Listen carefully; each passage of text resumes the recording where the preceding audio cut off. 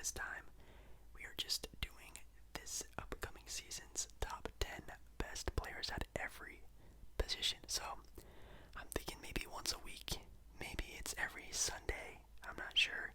I'll post a top 10 of the next position.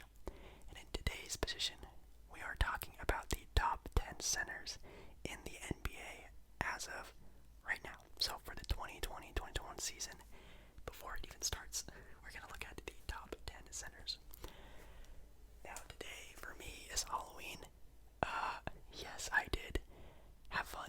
I got some drinks out, and it was really fun. So if I say some stupid stuff or seem a little bit more giddy, I do apologize, but I hope you had a very fun and safe Halloween as well. Obviously safe. Hopefully no big, super duper crazy parties. Hopefully you just had a very nice time. So with that being said, let's get started with this top 10. At number 10, and also I always start out these videos with saying this. Let me get a little serious here. My opinion does not mean anything. My opinion isn't the be-all, end-all. It's not written in stone. It doesn't make it right, factual, anything. My opinion is dog duty. So if I say something or a player that's not on the list that maybe you would say is on the list, that's awesome. That's great. You know, you can comment down below, hey, this player should be on the list, or hey, what about this player? That's great. That's awesome. If you think a player should be ranked higher or lower, that's awesome too. But again, some people take these videos kind of too seriously, and this video is just for fun. It's for relaxation, entertainment, whatever you want to put it. So with that being said, just keep that in mind when I go through this list, just for fun. Thank you. But at number 10, I'm going with Andre Drummond.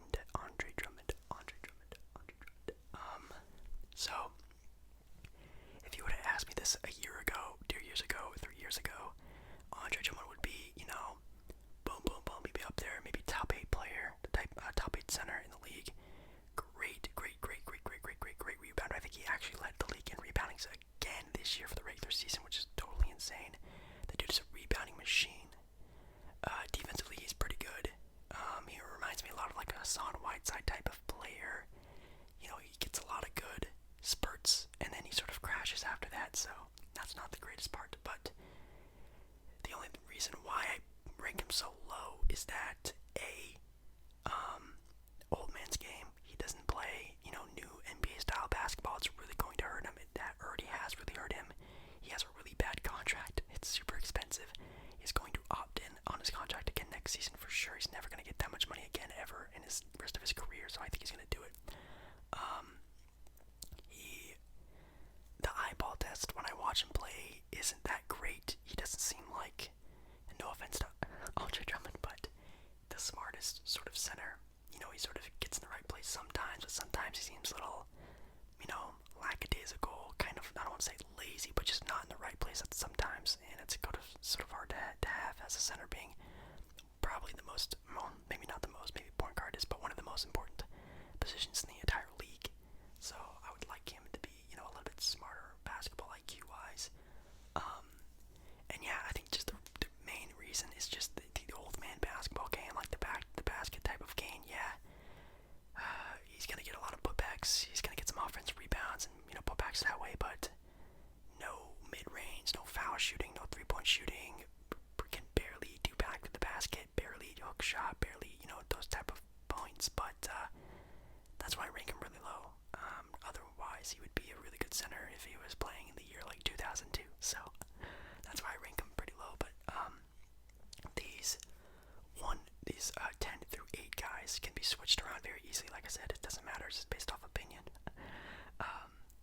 But next up, actually number 8 and 9 are very tough for me because I really love player 9. But player 8 is probably just a more basketball IQ type player, and you'll see why. But at number 9, I'm going to say DeAndre Ayton. Yeah, that's right, that's his name. DeAndre Ayton.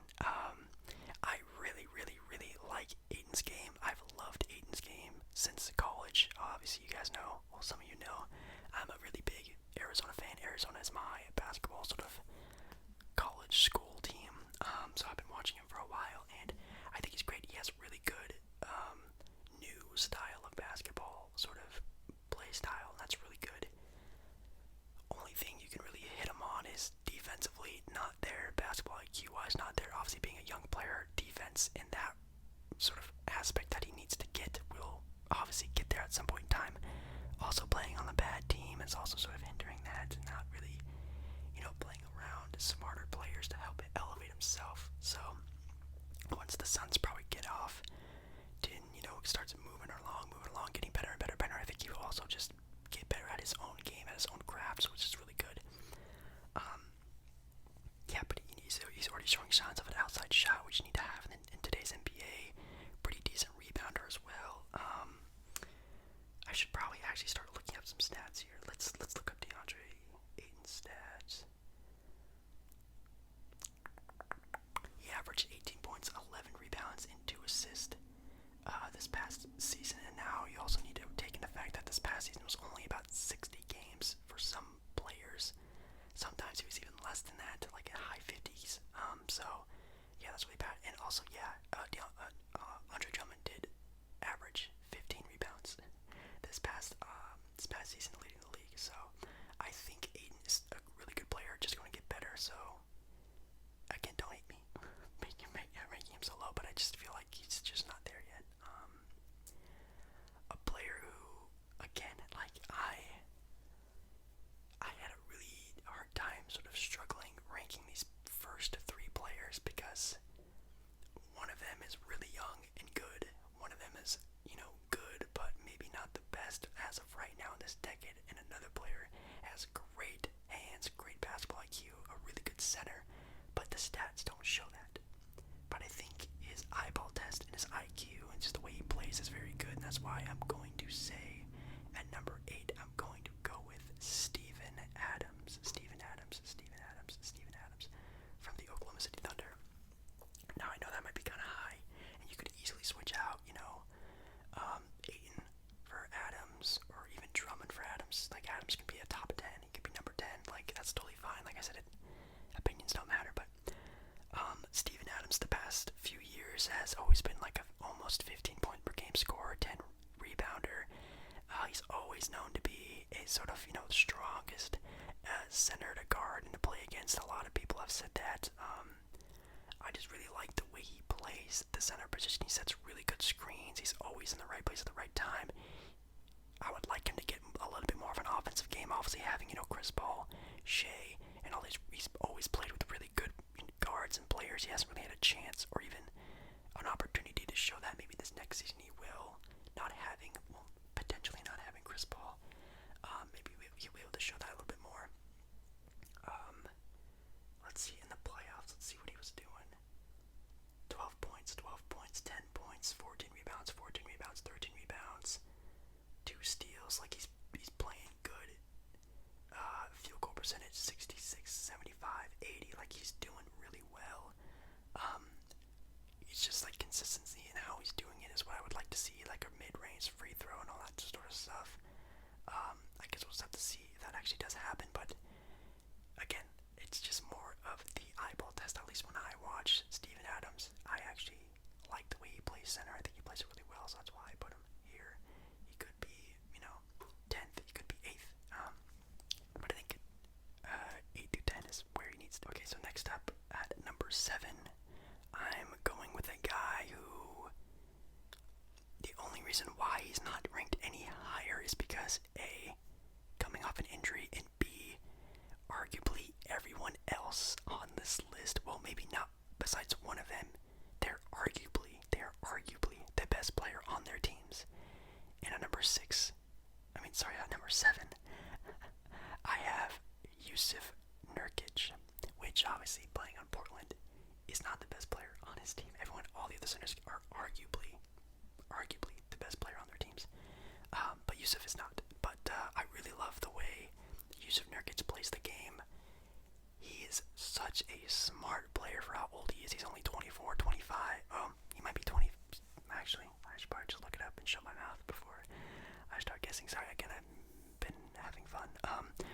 Jusef Nurkic is, let's see here, on the Portland Trailblazer roster. He's 26. Okay, that's right. He's 26. He plays the game really well. He's pretty much like an off-brand version of Nikola Jokic, a pretty good passer, not as good as Jokic, a really good sort of big man scorer. He plays back to the basket. He has a really good turnaround game. Post hook shots are really good. Rebounding is pretty great as well. He averaged in the regular season, which was the bubble, which he made his return. He averaged almost 18 points per game, 10 rebounds, 4 assists, which is super crazy. But that was only an 8-game span, so you can't really say that into terms. But if he did play the whole season, I'm pretty sure he would do something like that anyways. Yeah, I just have a feeling that he's going to get even better this next season, having so much of a break. Like, I was really nervous about him coming back so soon, actually, in this season, before the restart happened. But now, since, the cancellation of the season and, the bubble and everything like that, I think he has a really good feel of where his body is right now. He looked great, he looked slimmer, he looked more fit. So, I'm very excited to see what he does this next season. He could even jump up on the list, maybe. But honestly, I think this is a good spot for him, because like I said, all the other players are arguably the best players on the team, and I don't think Jusef will ever get there, but Jusef is a great player, and I think it is the literally perfect center for Portland with a Damian Lillard. So, also one of the most underrated players. Mark my words. Next up on number 6 we have Nikola Vucevic. Nikola Vucevic from the Orlando Magic at number 6 now. Vucevic is a really good player. He's the best player on the Orlando Magic. He's been carrying that squad for such a long time. I would really personally like Vucevic to get traded somewhere where, I don't want to say he will get used better, because obviously being the best player, he gets the most touches, gets the most points, yada yada yada, but I would like that to go towards something a little bit more meaningful. No offense to any Magic fans out there, but he's averaged this past season 20 points, 11 rebounds, almost 4 assists. He's always been such a good scorer. Now he is a real, back to the basket player. And his last his last 5 games, he put up 35, 32, 20, 31, and 22 points with 15, 11 rebounds, 14 rebounds, 7 assist games, 2 block games, 2 steal games. Like, he's been playing really well. He's just, again, a very perfect sort of, center for right now. Obviously, there's the center of tomorrow, which are like centers like DeAndre Ayton and James Wiseman coming into the league. Players like that who can play, outside inside more than inside outside sort of basketball. So we'll see how that goes. But I don't know how well he shoots 3, but I think it's been pretty reliable. It's about actually 30%, which honestly isn't bad for a center. If he's shooting, the 3-point shot 3 times, he makes 1. That's honestly not that bad in my opinion per game. So yeah, I think it's a good spot for him. I don't think he should be any higher than this or any lower. I think like somewhere almost in the middle, I think is perfect. And he's always carried the Magic team to a playoff spot, which is super crazy. Obviously, I know that the East isn't the sort of powerhouse as the West is, but still being a almost all-star player every year on a team which really doesn't really have a lot of going for them besides, Jonathan Isaac, I think it's great. So I think that's a really good spot for him. Okay, number 5 and number 4 are, again, very switchable in my opinion. But I feel like number 4 is just a more established player. We've seen it longer than number 5. And that's why I'm putting Bam Adebayo at number 5. I think Bam at 5 is perfect for right now. Again, like I've said before, Bam is definitely a center of the future, being a undersized center, which doesn't really mean anything anymore in today's NBA. But being such a versatile defender, or can definitely guard, centers, power forwards, small forwards, maybe even some 2 and point guards. It's definitely super crazy how well he can defend. Obviously, we saw the crazy block on Jason Tatum to basically win the series. But yeah, Bam Adebayo only being 23 years old is why I don't think he can push up to top, 4, top 3. Obviously, the Miami going to the finals is a great case for him. How he played in the playoffs is another really good case for him. But I think going into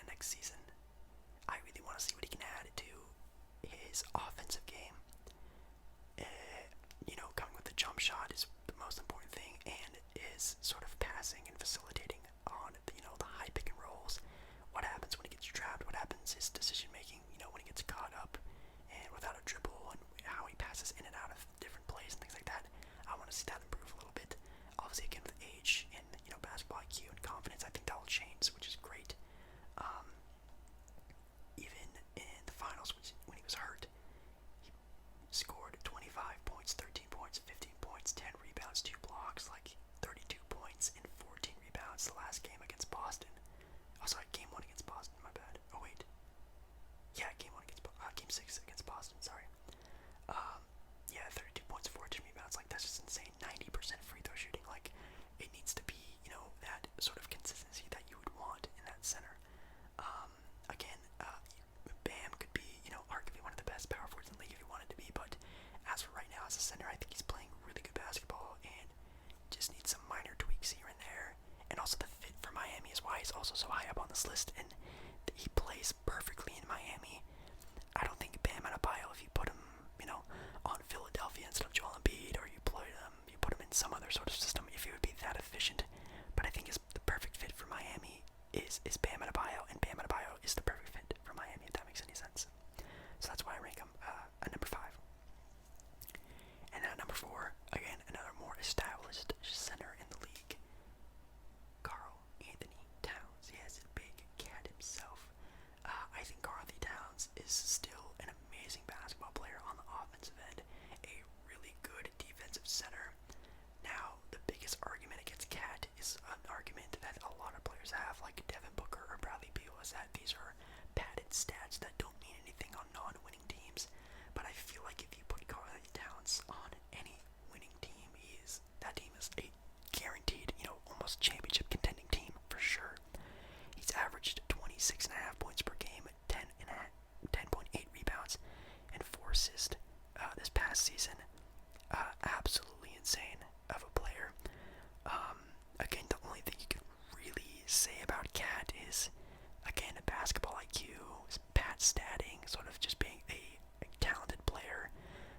Sure, you could argue that, but I would love to see this play style of Cat on a more winning team. Now, with this next season coming up with D'Angelo Russell and the first pick, if they traded for Devin Booker, if they traded for Bradley Beal, if they traded for, or even if they don't trade at all, if they just get Anthony Edwards and grow with that team, I really want to see how well that team develops and how he can carry that team even higher, because as the best player on a team, you have to be able to rally your team and grow up with you.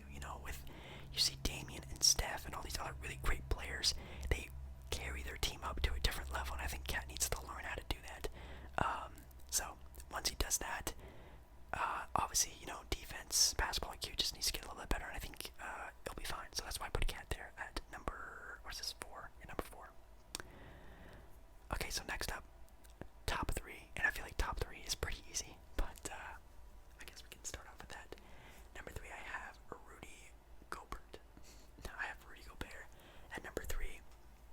Again, a pretty easy one for me, at least in my opinion.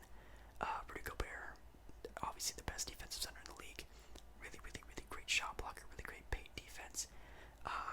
Obviously needs a little bit help on perimeter defense once a player gets out there, like a Bam Adebayo or some other sort of more perimeter style player. But obviously in the paint defense, you're barely getting anywhere once you're down there. Offensively is where you can really, really make the case on, Rudy Gobert not being such a great player, but again, putbacks and everything like that is where he really gets most of his points. He averaged 15 points, 13.5 rebounds, 1.5 assists.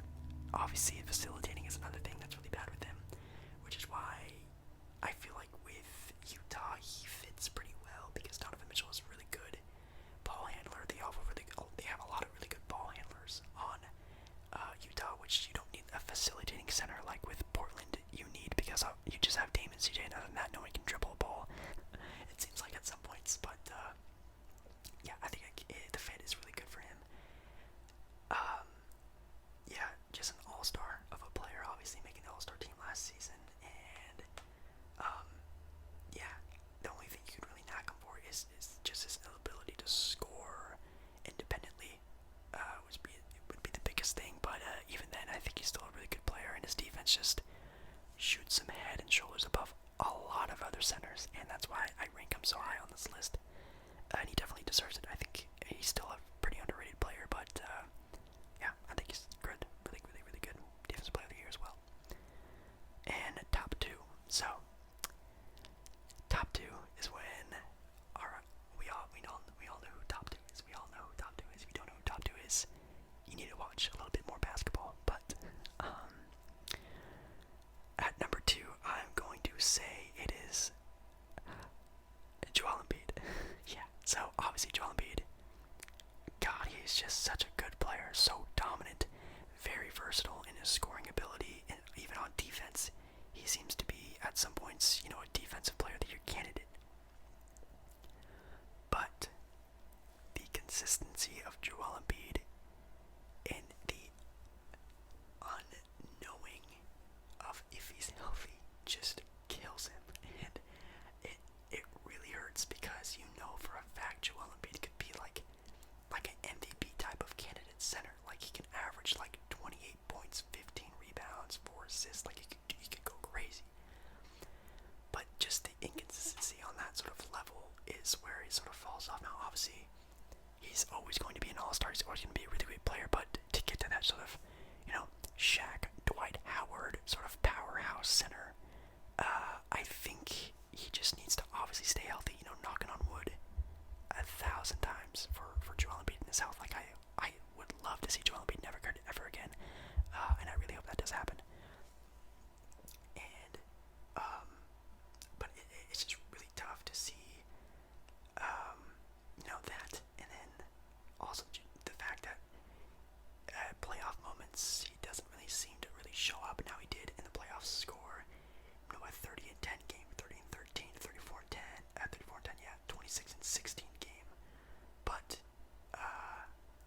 it's just really, it's hard to see that happening, and then sometimes it doesn't seem like it's really doing anything. They lost obviously all those games against Boston, which sucked. But again, they didn't have Ben Simmons and this and that. But I feel like with Joel Embiid, and if he was the best center in the league, I feel like you could have at least stolen at one of those games with Tobias Harris and Al Horford and those role players you have. But it didn't happen. So I feel like just consistency, growing as a player, basketball IQ and stuff like that. He's still relatively young. He's still only 26 years old. Like, the dude has barely hit his prime. Like, I feel like prime is mostly around like 28 to like 30, 31. That's like the player's prime, and he's barely there. So I hope he gets there, and I think he will.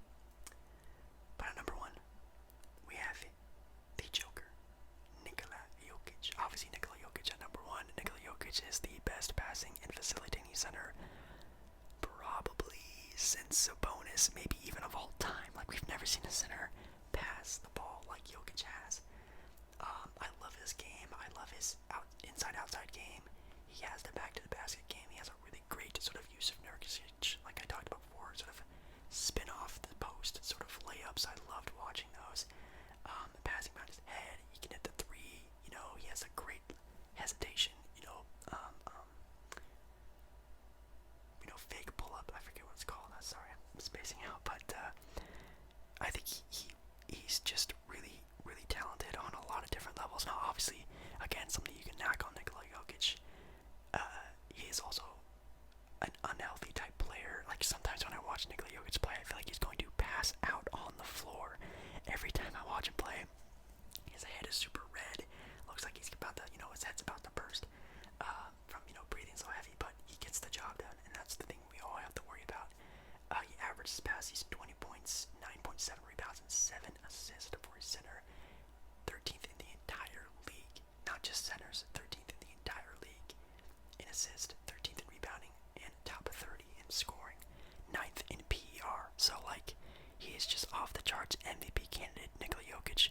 And the fact that he can stay healthy, he seems like he's always available. He plays super hard, playing alongside a really great player in Jamal Murray, which, wait for the top 10 point guard list, because that's going to be a crazy video. Make sure you subscribe so you can